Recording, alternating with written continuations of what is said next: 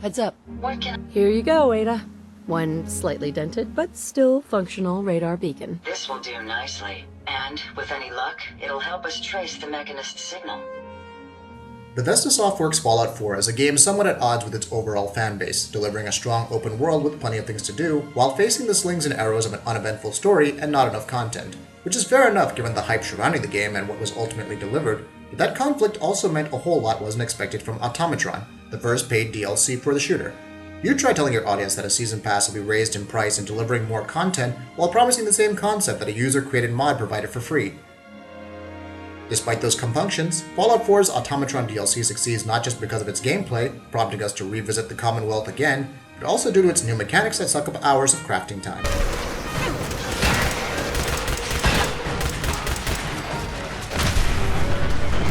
Once your version of the Sole Survivor hits level 15, you'll receive a mysterious signal of sorts. Follow this signal and you'll discover the robot Ada under attack by a robotic horde. Wipe out said foes, take Ada as a companion, and you're off to fight the mysterious Mechanist and halt his robot army in the process. What's the Mechanist's problem though? What are his motivations? What's up with all the robots? Well, the robots are the stars is what's up. Right away, Automatron impresses with the attention to detail of its robots. With their own unique appearances, weaknesses, and weapons, the robots provide a strong challenge that's equal parts rewarding and frustrating. It's a fairly different experience from the Synth War, especially since these mechanical monsters range from your average foot soldiers to hulking monsters armed to the teeth. You won't be completely overwhelmed if your level is high enough, but it isn't exactly a cakewalk at higher difficulties either. VATS will help you decide the best strategies for effectively fighting the robots, and the variety in combat, that too with the addition of the new lightning chaining rifle, is a nice change of pace. The variety in robot design also carries over to Automatron's main hook, the ability to create and customize your own robots. Along with modifying Ada and even Jezebel and Codsworth, you can take to creating completely new robots using aluminum. The options on hand are quite diverse. You can decide on the overall size of the robot, its movement options, weapons, head design, and various special mods to turn it into a mechanized reaper of a companion. The ability to choose between different voices adds that extra bit of personality to each creation. Of course, the problem is you'll need a certain set of perks in order to really customize your robot. Said perks include Robotics Expert, Science, and Armorer, and while it's not the biggest issue when you're level 15 to 20, veteran players who dabble in special builds that don't feature those perks will be stuck. They either have to create brand new characters or commit to grinding out enemies and quests in order to level the necessary perks. Whichever way you go about it, there's no denying a certain amount of gating for attempting what's meant to be your next major time sink.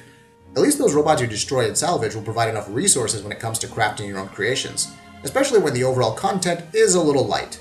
We didn't expect Automatron to bring tons of new quests to the table, and honestly, the new dungeons, a new bandit stronghold owned by the Rust Devils, and the Mechanist's HQ are lots of fun.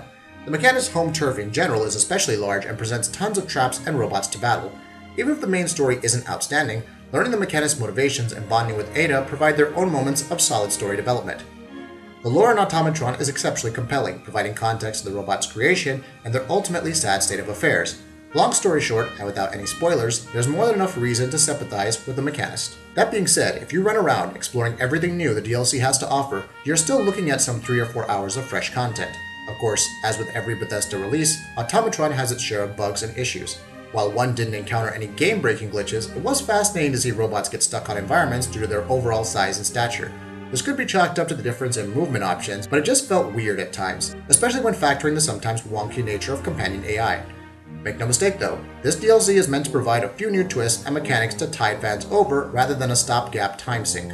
Despite featuring more content than we expected, Automatron is just a fun set of tools to play around with, changing the base game and its world in unexpected ways while presenting a limited set of dungeons to challenge you.